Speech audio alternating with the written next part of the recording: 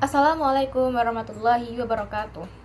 Halo semuanya, di sini aku bakal menjelaskan mengenai isi dari PKMAI yang sudah aku buat tentang analisis studi antara radikalisme dan agama di Indonesia.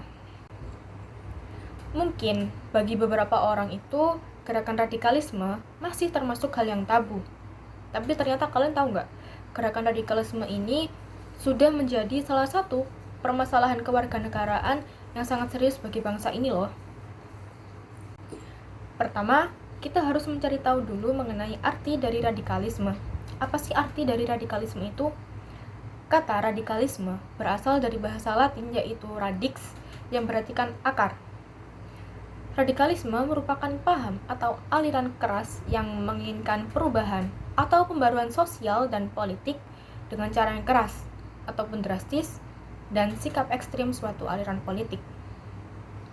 Sementara, jika dilihat dari sudut pandang sosiologi kewarganegaraan, radikalisme ini muncul sebagai bukti atau gambaran bahwa suatu negara telah gagal memberikan kesejahteraan bagi warga negaranya.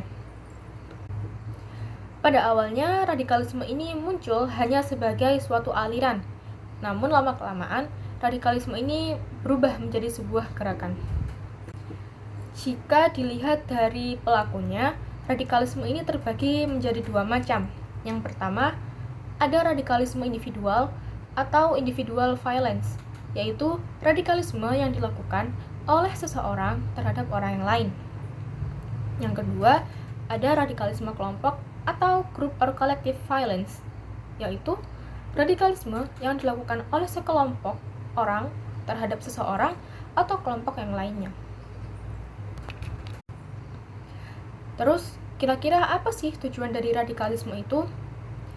Tujuan dari radikalisme sendiri adalah untuk mendapatkan kekuasaan dan penguasaan politik dengan mengedepankan atau memanfaatkan golongan dan kelompok-kelompok primordial yang ada.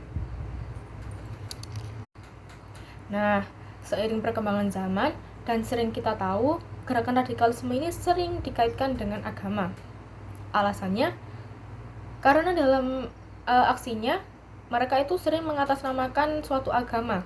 Contohnya yang kita sering tahu adalah agama Islam. Karena dalam aksinya, mereka sering menggunakan istilah-istilah yang merujuk pada agama Islam, seperti jihad, mati syahid, ataupun khilafah. Apa sih bukti bahwa radikalisme dalam beragama ini pernah terjadi di Indonesia?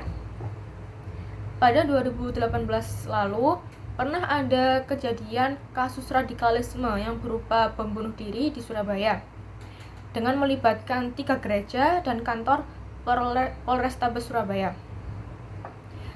Kedua kasus bom bunuh diri itu dilakukan oleh sekelompok keluarga, dan peristiwa ini merupakan metode baru dalam melakukan bom bunuh diri karena selama ini belum pernah ada serangan bom bunuh diri yang melibatkan keluarga, wanita, maupun anak-anak. Padahal para pelaku dari kasus-kasus tersebut dianggap oleh tetangga sekitar rumah mereka sebagai keluarga yang baik dan berkecukupan, keluarga yang rajin ibadah dan tepat waktu. Peristiwa bom bunuh diri tersebut juga tercatat merupakan peristiwa bom bunuh diri pertama yang dilakukan dalam waktu yang bersamaan. Karena pada hari pertama, para pelaku ini berusaha untuk meledakkan 3 gereja yang ada di Surabaya. Kemudian keesokan harinya, para pelaku berusaha untuk meledakkan kantor Polrestabes Surabaya. Nah, ternyata pada faktanya para pelaku ini merupakan anggota dari kelompok JAD atau Jamaah Ansor Daulah yang memiliki hubungan dengan ISIS atau organisasi radikalisme teroris terbesar di dunia. Bagi kelompok JAD ini, perjuangan mereka untuk membela kelompok JAD sudah merupakan hal yang sudah digariskan atau ditakdirkan bagi seluruh pemeluk agama Islam. Nah, kelompok JAD ini menjadikan surga sebagai iming-iming untuk bergabung dengan mereka. Kemudian, apa sih akibat yang ditimbulkan dari gerakan radikalisme yang mengatasnamakan agama tersebut? Karena aksi-aksi radikalisme yang mengatasnamakan agama Islam, akhirnya muncul stigma negatif dari masyarakat berupa munculnya fenomena Islamofobia.